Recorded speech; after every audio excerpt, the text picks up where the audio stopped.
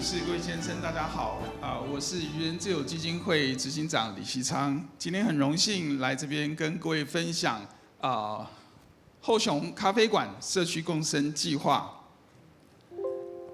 看一下，好，这个是我们咖啡馆刚刚开始成立的面貌哈。其实最开始的时候，我们基金会成立了20年，第一次买了一个不动产。那本来的想法做法是希望继续延续我们在社区长照的领域的这个专业，要来做一个社区的照顾据点。但是没想到因为法令的关系，这个地方并不能这样子使用。所以呢，那个时候我们刚好又去日本去参观长照，了解日本的照顾咖啡馆，还有富山县人间社区的一个案例。我们也想象说，我们可不可以有一个空间提供出来给社区免费的使用？我们看看社区可以利用这个空间，能不能够做出一些他们自己的期待，满足他们自己的需要。所以呢，愚人自由基金会还有埔里基督教医院本来就是一个非常关系紧密的组织。那么当时暨南大学正在推动大学社会责任计划 USR 计划。那么愚人自由跟埔基本来就是一个爱邻如己的这个组织哈。那暨大也正在推动所谓的睦邻的这个想法哈，友善这个社区的一个想法。双方就一起希望在透过 USR 计划的支持，我们是不是可以一起来对这个社区做些什么？那原来我们都在各自的领域里面有专业、有专长的发挥。那这样的一个组成呢，就是一个跨域的合作哈。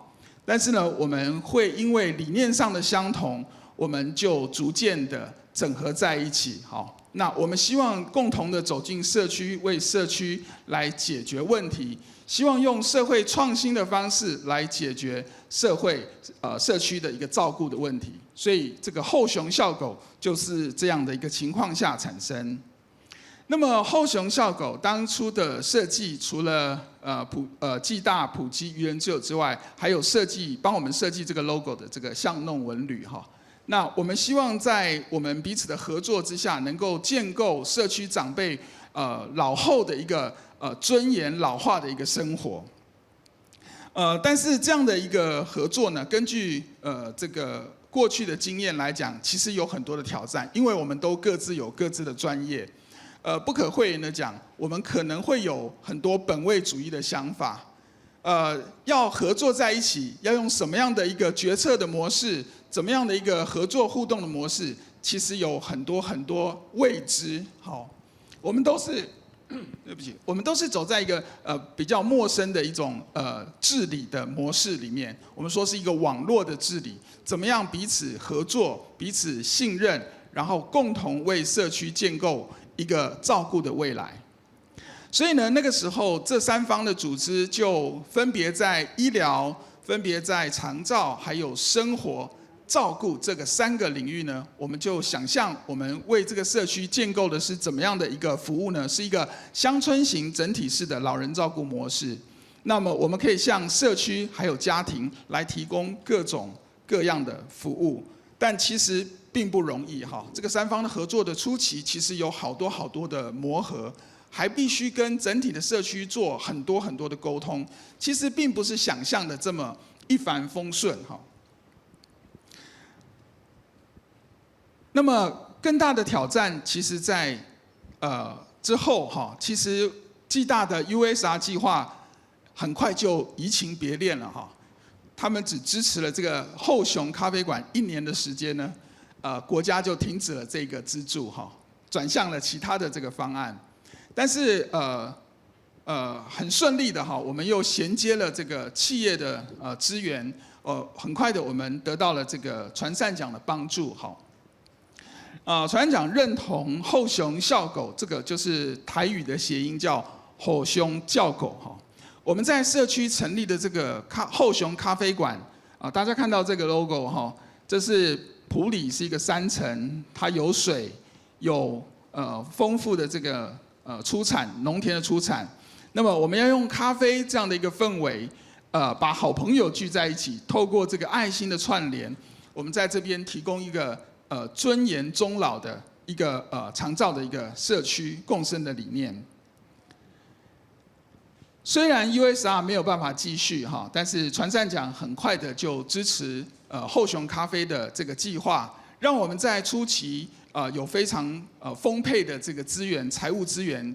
这个传善奖每年有400万的资金可以投入在我们的创新的服务里面，连续3年，所以它是一个支持力道很强，又有一个延续性的这样的一个概念。对于台湾很多的非营利组织，这个奖项是一个非常重要，能够协助我们创新然后永续的一个重要的一个支持。当我们开始得到传善奖之后，我们很快的建立了这个厚熊到底在社区里面要做些什么。其实暨大的师生是非常重要的资源，很快的他们在社区里面做了问卷调查，能够了解社区的长辈、社区的不同的族群世代对于这个社区的想法是什么。所以呢，我们很快的去归纳这个社区对于未来的期待。首先是推广教育，也就是说这边的社区在面对老化海啸的时候，我们的长辈有没有一个势能知道自己在老化的这个当中，而在老化的社区里面如何成功的老化，如何活跃的老化，其实他们是有很大的一个知识上面的落差。所以我们必须在这边去做很多的协助，补足长辈在这边的一个认知的差距。所以不管是医院也好，学校也好，基金会也好，我们不断的在办很多的讲座沙龙，好，那么希望能够让长辈有一个势能上的提升，知道自己面对的是老化的一个社会。其次，我们的工作主轴还有一个陪伴的支持。我们知道，志工在社区的这个工作里面是重点中的重点。那么，怎么样把这些志工能够吸引出来，从传统的这种守望相助的志工、环保的志工，走到长照相关的专业领域来做志工的资源？其次，老化的问题并不是只有老人要面对，是吗？在社区里面，不同的世代、不同的族群，其实都应该一同来关心。我们都是社区的一份子，我们如何营造一个友善的社区，让我们真的可以在地尊严终老？那么这边就有很多跨世代的合作，暨大的学生也好，埔里当地的小学也好，我们做了很多生命的教育，很多这个跨世代之间的互动的这些的活动的设计安排。最后，我们也希望这样的一个工作不会在政府的资源不足，或者是计划的这个奖助经费没有的时候就停止。所以我们希望能够用社会企业的方式，能够建构它永续，能够财务自主这样的一个运作模式。接下来我要分享是在各个不同的工作里面的推动。首先是推广教育的这个部分。其实刚才讲到，我们的长辈不知道自己面对的是什么样的一个老化的社会环境，他们也不知道要自己怎么样去照顾自己，他没有自助这样的一个概念，他也没有互助资源去建构这样的一个想法。很多时候，我们看到日本有许多孤独死的长者，他们在临终之前没有亲友，没有邻居，他们死后1-2个礼拜才被人发现。这样的场景应该在台湾发生吗？所以我们必须要去建构一个长者能够自己知道自己需要自己帮助自己，也需要社会邻居这样一个互助的一个体系的支持，他才能够有一个足够支撑、足够强度的老化的生活。我们必须唤起我们的长辈的这种急迫感，并且建立他们在势能上面用实际的行动来参与。其次，我们也要建构社区里面这样子一种专业的、长照的、陪伴的这样的一个资源。那这样的一个人力的资源，其实并不容易建构，通常需要我们先伸出援手，长辈才能走出来。所以我们要让长辈有安全感，这样的一个在地尊严终老，并不会平白无故的从天上掉下来哈，需要这个社区不同的世代、不同的族群有共识，一起来建构一个共荣、共存、共生这样的一个生命共同体。其次，我刚刚提到了，这个是不同的世代之间，我们要在代间去做很多串联的工作，这不会自然形成。通常各个世代就是有一个隔阂，甚至彼此的对立。我们怎么样透过代间的活动，把不同的世代，不同的这种差异求同存异，让大家可以在一个空间里面欣赏彼此，建立彼此的关系，其实这个是非常重要的。所以每一个世代都有它的优点跟特色。比方说，在这里我们看到很多老人，其实他有这个手路菜哈，在台语是讲这个手，就是拿手的菜。其实呢，对于这个年轻人就很希望说这个我要学啊，有一天我也可以这个展一下我这个学习的成果。所以其实他们中间是有对话的空间，需要我们去创造。所以我们去发展这个对话，希望他们能够把这个食谱建立下来，能够传承。慢慢的把不同世代之间的这个共通点能够串联一起，那让他们能够发挥他们彼此之间这种互相支持、互相认同、理解的这样的一个关系。其次就是第4项，我们希望用社会企业的一个模式来发展让这个厚熊笑狗可以永续的营运我们都知道，在世界各国都一样如果单独要依靠政府的财政是不可能的政府的财政永远有限，就像 USR 计划会突然间停止但是同时的挑战也是，我们也知道社会企业在台湾过去的经验90%是失败的所以它仍然是我们现在一个重要的挑战。我们怎么样能够建构自己一个自立的这个财务的这个资源，让厚熊笑狗这样的一个想法、社区的一个创新的方式可以永续的运作下去。那么从2018年运作到现在，我们已经超过6年的时间，厚熊笑狗仍然在继续。虽然传善奖也已经停止，但是厚熊笑狗这样的一个社区的影响力已经建立起来。我们在社区里面有认识不同的社群团体，成为我们彼此的这个帮助。然后我们把资源引进来，也把资源分享出去。所以我们持续的在辅导在相关的这个社区里面去建构他们属于他们自己的厚熊笑狗。那这是我们希望发挥的影响力。也许不一定是一模一样的方式的复制，但是在精神、在价值上面，我觉得是可以传递跟分享的。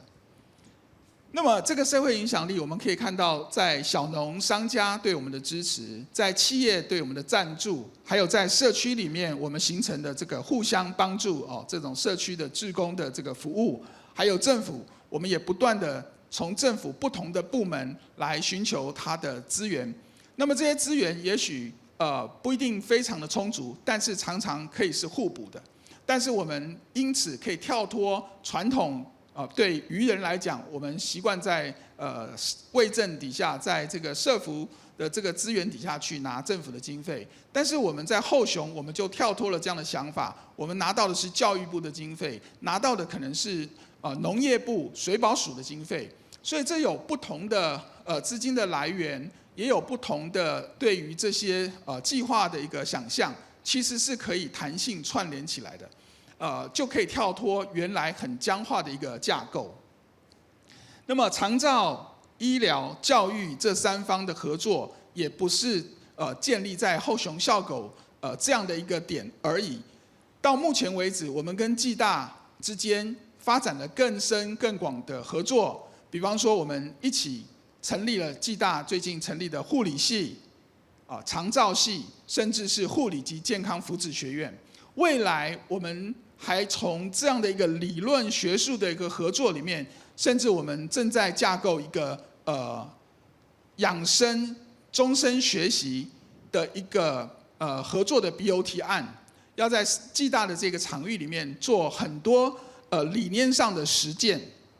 好，这样的一个创新研发的这个发展呢，其实扩散的也很快。目前在埔里这边医院有25个这个巷弄站，都得到厚熊笑狗这样子想法的一个支撑。好，那么在改变之前，其实我们都是各自在各自的领域里面，其实是非常僵化受限的，看到的也很局部。但是当我们一起共同来推动这个厚熊笑狗的时候，我们发现我们彼此的连结，加强了力量。我们曝光，让更多人知道，我们创新有了新的一个方向的一个指引。然后我们继续的了解这个社区的需求，不断的为这些长辈做未来老化的预备。虽然如此，我们仍然有许多的挑战，在志工制度的建构并不完善，还需要更多的投入跟连结。我们需要有更多的志工的专业的管理的人才，来帮助我们在志工的这一块，强化我们的人力资源。那么我们也有很多的这个流动率哈，人员的流动率，因为创新的工作其实有很多的挑战，工作的压力很大哈，这也是我们面对的挑战。那么刚才提到了，我们从教育部、从水保局得到资源，来共同的挹注我们在财务跟人力方面的缺乏。最后，我们希望仍然在教育资源、在社会的这个企业的永续跟人力发展这个3个方向，成为我们下一阶段的一个突破。我们期待这3方的合作，就像我刚才说的，不是停在厚熊笑狗传善奖第1届这样的一个阶段，我们会继续的往下走，让这3方还有了能量的时候，永远在推动服事善工。我们很高兴今天有机会跟大家分享。以上是我的报告，谢谢。好，谢谢李执行长啊，我们继续报告，报告完之后再一起来做讨论啊。好，the second presenter, please. Good afternoon, everyone. Afternoon. Looks like you haven't eaten lunch at all.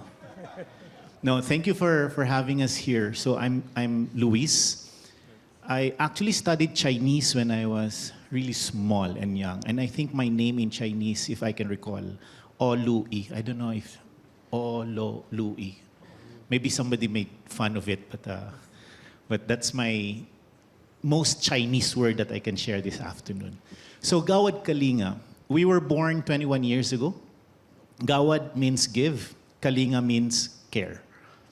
And it was born out of a group of then very young men and women that we wanted to do something about the poor. It started out as an outreach for young people in one of the poorest areas in Metro Manila. We wanted to change the lives of very young prostitutes, very young drug addicts, to just change them, transform them through conversations, through dialogue. But we realized that they really wanted to become better persons, but they go home to a slum community, to a shanty. And it did not at all encourage them to become better. When you go home to a shanty, very temporary, anytime you can be kicked out, you have to survive for your next meal. So poverty was the real culprit of the transformation journey of the young. So that was 21 years ago.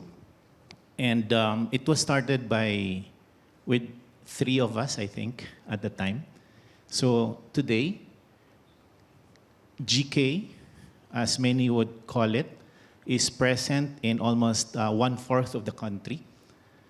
We started building homes, and we realized that it was not enough. We needed to build communities around the programs, around the houses. And I think this is where my presentation will center on what it means to be part of a community. So today, we have built over 1,000 houses. Oh no, 100,000 houses, sorry. After 21 years in close to 10,000 communities of maybe about 200 to 300 families per community. So that's how massively it exploded. And this is run actually by volunteers. We only have a handful of paid salaried staff. But GK is actually run by volunteers. Right now, maybe the backbone, we call it, is around close to 5,000 non-salaried volunteers doing the work in all of these communities. So we needed to think out of the box, because the challenge for non-government organization or non-profit is really the overhead. No one wants to pay for the overhead. Everybody wants to contribute to the program, but no one wants to pay for the cashier, for the legal, for the marketing. So we decided, okay, let's think out of the box. Let's start inviting volunteers. And right now, our key officers are actually retired CEOs who are helping us develop our back room. So that is GK, born out of our desire to contribute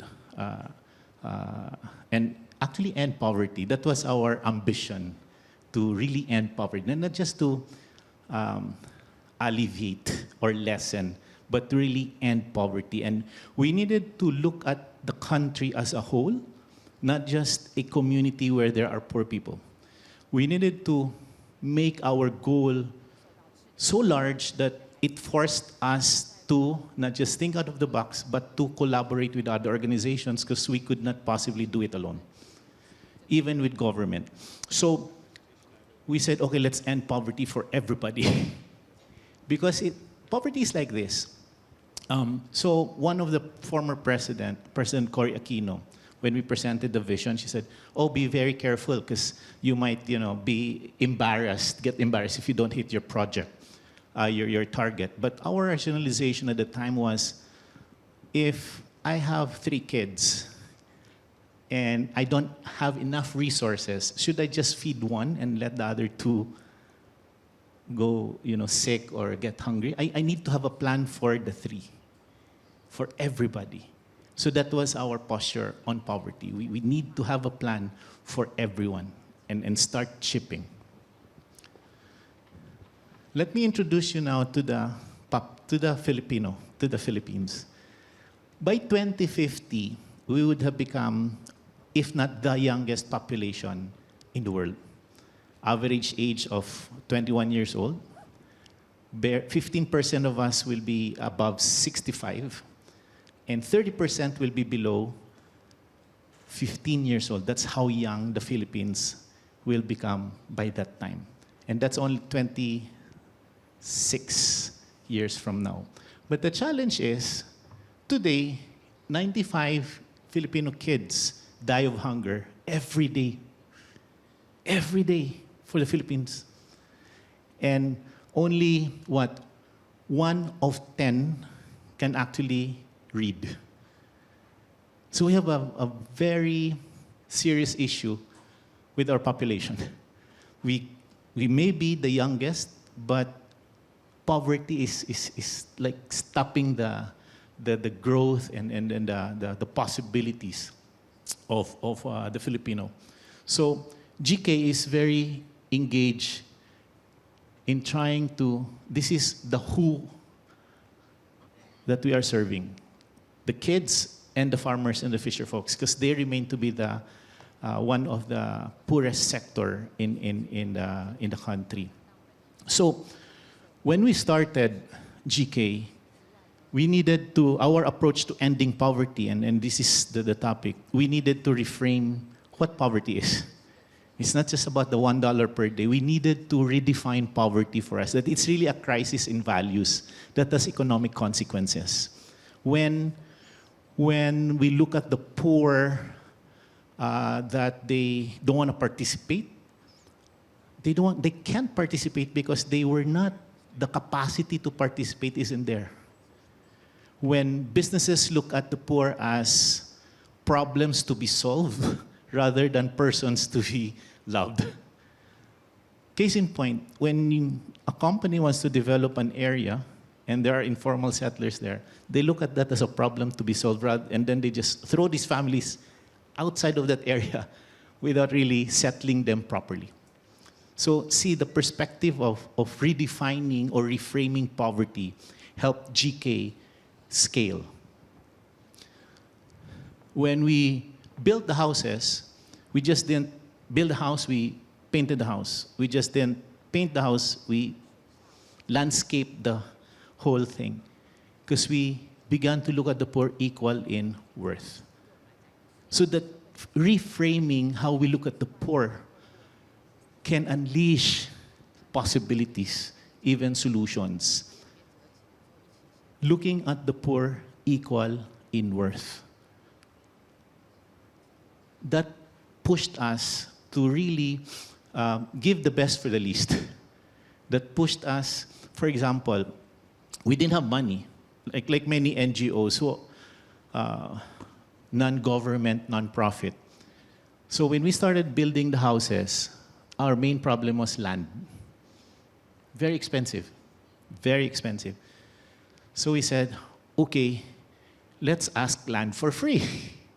If we don't have money to buy, let's get land for free. So we started talking and advocating to landowners. And you know what happened? They started giving it for free. They started giving it for free. So how do we build the verticals, the houses? Again, because we were serving the poorest, how can they pay for the house, right? How can the poor pay for the house if they only have enough money to buy food? Okay, let's create a new currency for them. Let's create not a peso currency, but a currency through their sweat. Maybe they can help build the houses, record it as sweat equity. Sweat equity. So we built it in that format. We asked free land from the rich. We got donations or participations from corporations. And then the participation of the poor is they help build a house. And we realized when we started doing that, the poor, the families, they started to form what we now call as community. One neighbor was helping these neighbors, and so on and so forth. And at the end, how can you quarrel with your neighbor who helped build your kitchen? That was how community was born, through that platform of building houses. And this reframing the issue that you're trying to address, it may be hunger, it may be education. For us, it's poverty. And poverty is quite complex because when I made a presentation, I was asked, oh, you have so many programs, you have health, but where's your focus? Well, our focus is poverty, precisely because poverty, environment interlocks with housing, housing interlocks with, it's an interlocking issue that you cannot just address, separately from the whole. And I think some of you are experiencing that. You want to be in education, but at the end, you might be, doing some health programs. Like for us, we wanted to help young kids for the literacy, but we ended up doing feeding before we could actually even teach. Because how can you teach a hungry kid? There was this experience of ours where we tried to conduct tutorials, and one kid almost fainted, and we asked, what happened? He said, oh, I forgot, it's Thursday. What's with Thursday? It's his turn not to eat, because he has 3 other siblings. So they skipped. That's reality. So we wanted to teach, but we were forced to address hunger.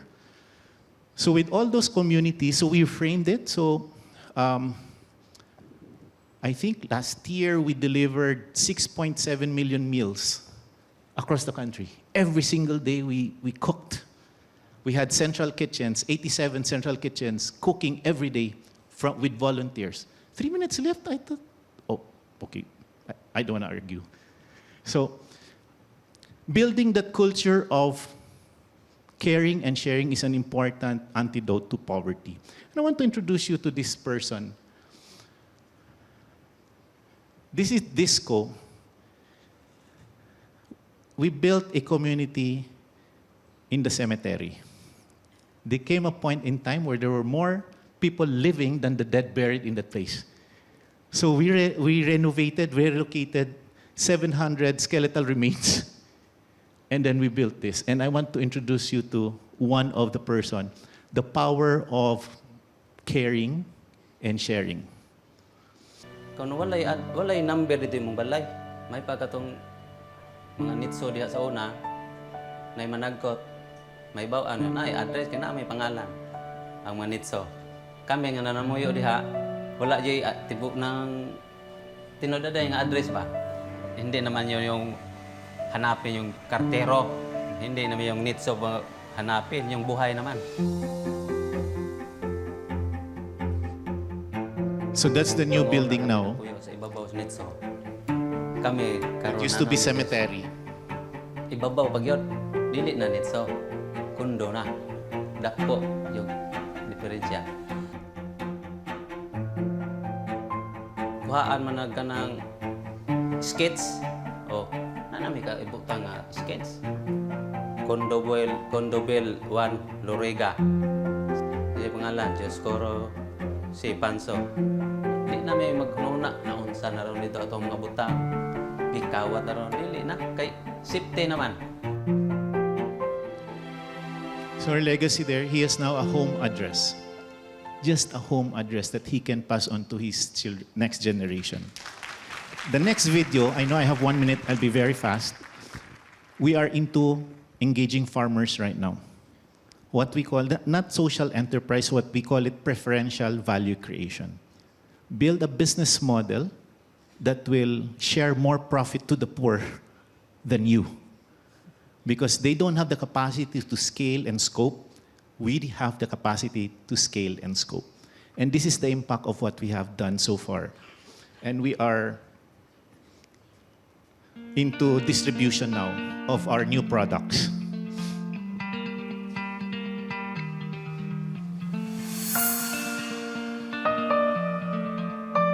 These are poor farmers that we've organized, and we built a processing for their produce. Good manufacturing practices. Our managers are lalo from the po poor, yung sa young production people. plan. We train them Sana into production. sabay-sabay kaming umangat business at sabay-sabay heads, kaming actually. matuto. Along the We call process, hindi CEOs. lahat tama, We call them hindi lahat CEOs. perfect, but Community staying together enterprise makes us engagement. success. The new CEOs. Community enterprise organizers.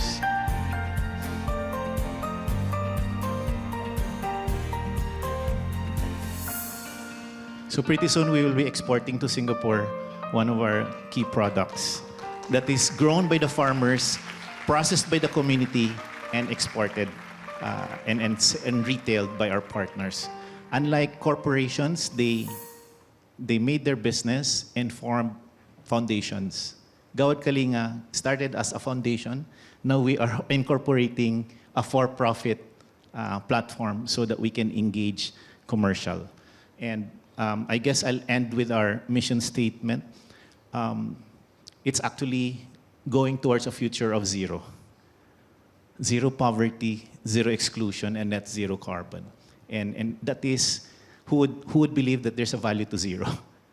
So that is where we are heading, to build communities towards a zero future. Thank you very much, and I hope I can interact with you some more. Thank you, Vanessa. Presentation is Benjamin. Welcome. 主题是清洁行业的绿色革命。 Good afternoon, everyone. My name is Benjamin. I'm from Singapore. 大家好，我的名字叫蔡光龙，来自新加坡的朋友。其实从新加坡来的朋友是可以两方语言都可以讲的，英文跟中文是可以讲的。但是我的中文不是那么好，大多数是需要从英文先讲。 在脑袋里翻译成中文才可以讲出来。So the rest of my presentation, I think I'll prefer to speak in English so that I can make it a bit more fluent and also allow our professional translators to translate the right way of this as well. So what I'll be doing today, I'll be sharing a bit more about the journey of Speckle, how we got to where we are. We are essentially a biotechnology company, but we didn't start off that way. Our R&D journey did not start off from day one. We started off as a social enterprise. We started off as a cleaning company, but now we are a fully functioning biotech company, profitable, as well as in 8 countries as well. So this journey has been a long 7 years. I did not come from this industry. My training is in economics. I'm an economist by training. I didn't start off from this industry of cleaning as well. I started off in the public sector, from the government doing policy work. So how did I end up here? How did we get to this stage? I'll share more with you. So we focus, what I like to share with people is that we started off with dealing with bacteria and viruses. We were cleaning them, we were disinfecting them, we were killing them, and now we are actually in the business of making it. We are making the good bacteria, we are using this good bacteria to kill the bad ones. And essentially our goal is really to have a world without 0 hidden dangers. And we are now certified B Corp as well. This is the highest standards of sustainability internationally. We are Singapore's 12th B Corp. We were certified in 2020, now it's 2024. We just got recertified last year as a manufacturer this time round. In fact, our score this time, we scored a 15% increase as compared to our first time that we got accredited for it. So some humble beginnings. I really wanted to have, standing in front and being after the first 3 presenters, I'm really very inspired as well as humbled. The scale of what they have done, the depth of what they have done has really inspired me to do a lot more in Singapore as well as the rest of the countries that we have been. We are not there yet. We are not to the scale of what our friends here are, but we will work towards that level of scale, hitting more than 2 million people, outreaching to that level, building homes. That level of scale is something that we really want to achieve. We started only 7 years ago. We started off as a cleaning company, as a social enterprise. As I shared, it actually came as an accident. I did not come from this industry, neither were my parents from this industry. I received a call from my friend. It was a very normal day like today. My friends told me that there were some workers that are out of a job. And these were essentially retrenched workers from the hospitality segments. They were elderly, they were retrenched from the hotels. So it was not a business idea in the first place. We just wanted to match them for employment. So at that point of time, service apartments, Airbnbs was growing very well in 2017. We started matching them as housekeepers from there. And since they were from the retrenched backgrounds, matured retrenched people, we said that why not we also include the other forms of marginalized workers, the ex-offenders, persons with disabilities, persons with mental health issues, single parents. Within 6 months, we grew from managing 3 properties to 50 properties in Singapore. But there was a problem. This was the first time that I actually entered into this industry, and I went to some of my workers' accommodations where they stayed. They stayed in public rental housing in Singapore, which is a very small space. It is no more than half the size of your regular hotel room, and often enough, there were 9 to 10 people staying there. So the conditions were pretty bad, and they were having very low wages as well. As you can understand, Singapore is a very, very expensive country to live in, and they were doing less than what our interns are earning. So these were the cleaners before the progressive wage models were actually in. So that was problem number 1. We wanted to uplift these workers, give them better dignity, better quality of life. The second problem that we really wanted to solve is that I have a lot of elderly workers. And I realized that they did not have fingerprints. 他们没有指纹. Why? They have been using harsh, toxic chemicals all their lives. So that was the second thing that we wanted to solve. An environmental issue, something that is safer for both the environment as well as for the humans. Thankfully, the Singapore government is very supportive for startups. We got an investment from the government to enter into R&D, as we were one of the first few in industry transformation. So from 2017 onwards, we started going to R&D. We got our first seed funding from there, and we had established our own in-house capabilities. We actually brought in our first chief scientist from Hong Kong to start this, and we wanted to create something that was longer lasting, that is safe as well. So that was the time that we went into R&D. Our technology was formed in March 2019, something that was longer lasting and safe. It was a coating. And we started marketing it. We filed for all our patents. We filed for our intellectual properties. And when 2020 hit, this technology was tested effective against COVID. So if you have landed in Changi Airport in the past 4 years, if you have ever been to Singapore in the past 4 years, you would have interacted with our technology. It's located all across the airports. Any bank in Singapore, including DBS, you have probably interacted with our technology. So we became one of Singapore's top COVID fighters, and we were in charge of battling the COVID-19 as well. So we had quite a few awards and accreditations over the years. In fact, we were the Asia Pacific's Social Innovation Award winner in 2019. So we were the first winners of this Social Innovation Award. So I'm very thankful for them to re-invite us back here to give this sharing as well. In 2020, we were Singapore's Intellectual Property of the Year for helping Singapore battle against COVID. And of course, we did not forget our social enterprise roots. We did well during COVID. We donated back to the society. All in 2021, we donated 5 million Singapore dollars back to the society to support community efforts. We donated it back to places that required help, especially elderly care centers, homeless shelters where they are more vulnerable as well. And that year, we won the President's Award for Philanthropy as well as for volunteerism.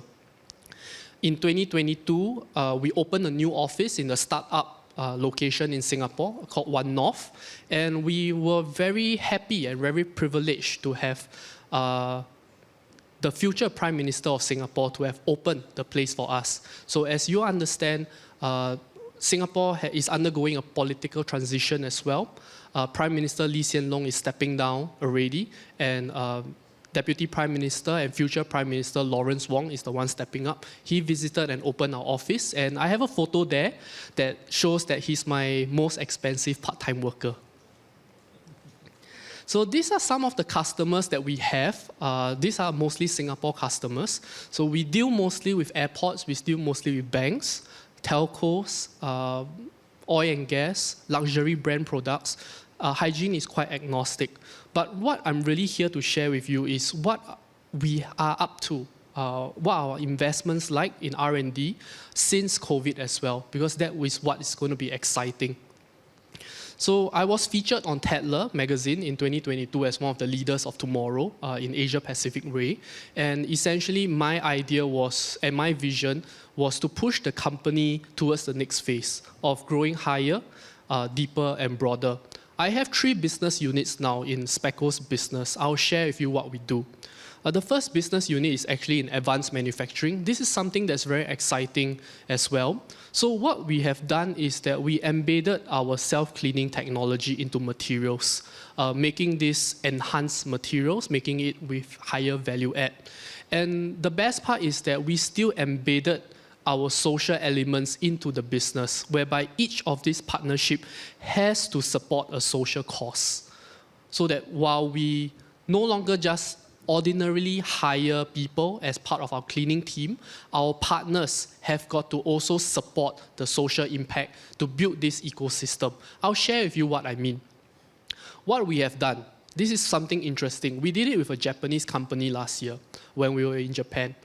We have successfully managed to embed our technology into acoustic panels. What these acoustic panels can do is that it will also clean the air. There is no need for electric, mechanical air purifiers anymore. Installing this acoustic panel in your schools, in your nurseries, in your hospital has allowed this to clean the air. So what we have done is that this has been fully tested by Singapore's government as well to show that the technology is effective. And not only is it effective, it is green. It has gotten the Singapore Green Building Product certification as well. So for architects, they love this product because it helps them score points when it comes to green buildings. So it's able to meet both social and commercial aspects as well.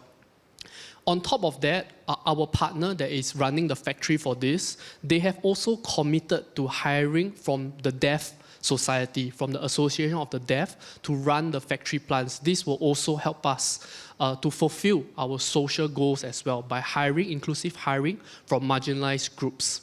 So this is one of the latest technologies that we have on embedding new green technologies into building material, solving both economical problems as well as social issues.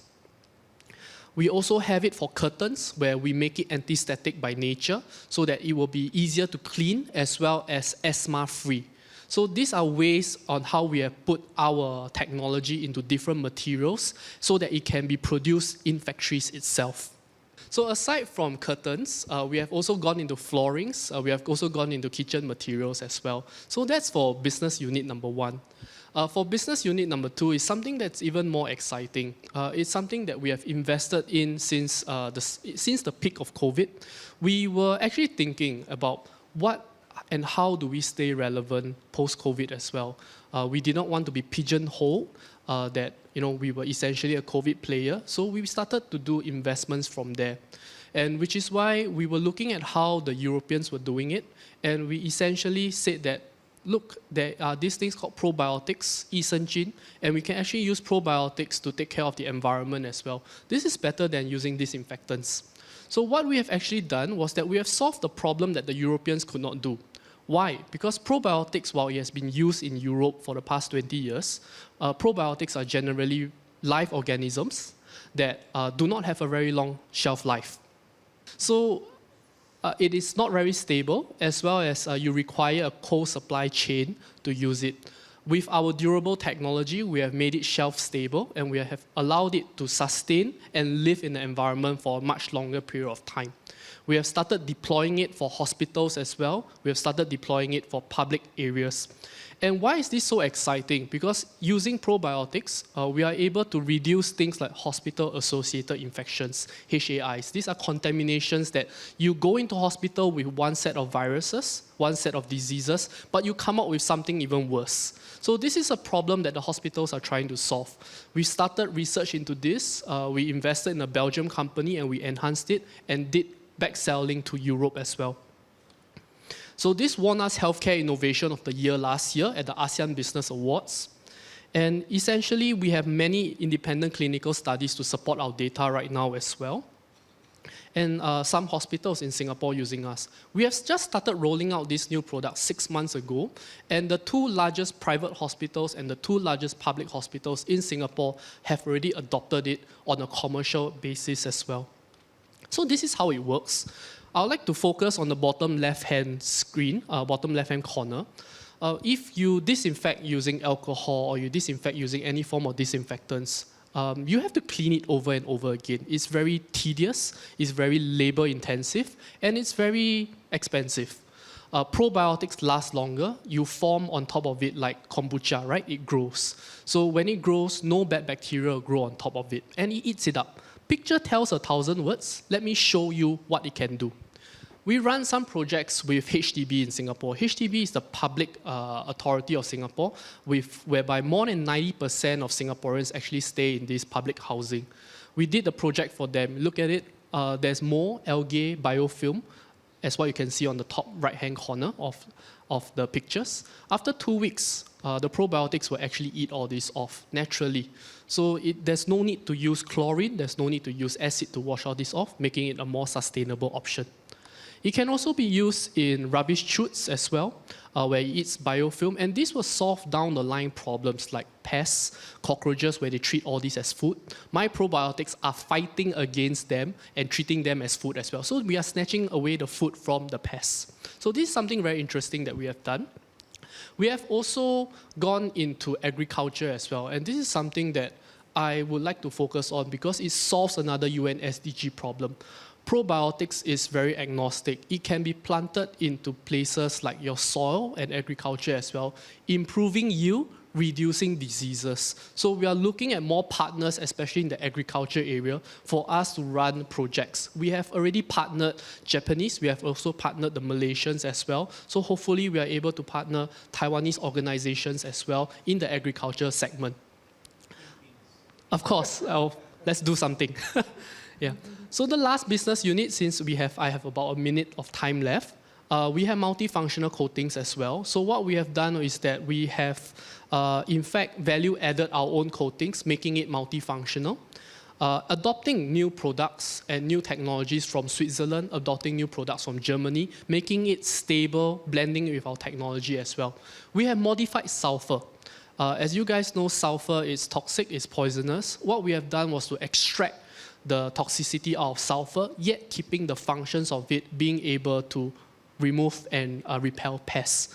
So with that, I will end my presentation. I'll look forward to the conversation later. So if any one of you would like to continue staying in touch with me, this is my WhatsApp. I have LinkedIn in there. And my next slide actually will show the list of media features, accreditations, as well as some of the personal pet projects that I'm involved with. Thank you very much for your time.